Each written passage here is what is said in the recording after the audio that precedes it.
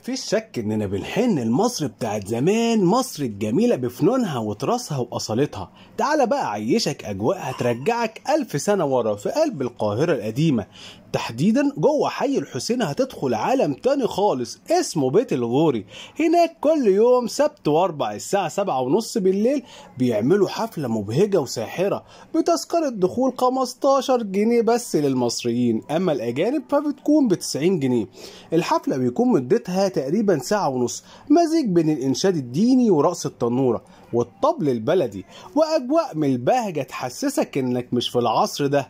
بس نصيحة، حاول تروح بدري شوية عشان تلحق لك كرسي. المكان أثري والإضاءات ساحرة والأجواء عالمية. لو ناوي تروح الموضوع سهل وبسيط، اركب المترو وانزل محطة العتبة، ومن هناك هتركب سوزوكي رايح الحسين. قول للسواق نزلني عند قبة الغوري، هتلاقي نفسك قدام المكان على طول. وبالمناسبة هو قبل الجامع الأزهر بخطوات. تعال بقى احكي لك تفاصيل الحفلة.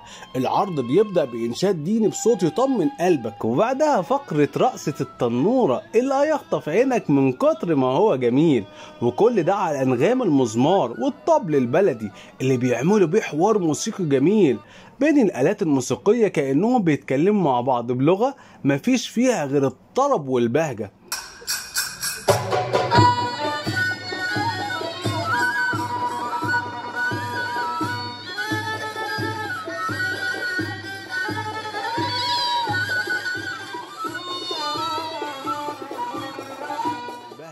كل لحظة في العرض هتحس انها مصنوعة بحب، والتنورة وهي بتلف هتلف معاها مشاعرك. وحقيقي العرض تحفة ومتقن لأقصى درجة.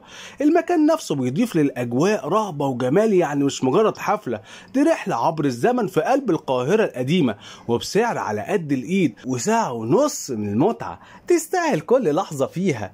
اللي عاش التجربة دي يكتب لي في الكومنتات وقولولي أفسحكم فين المرة الجاية.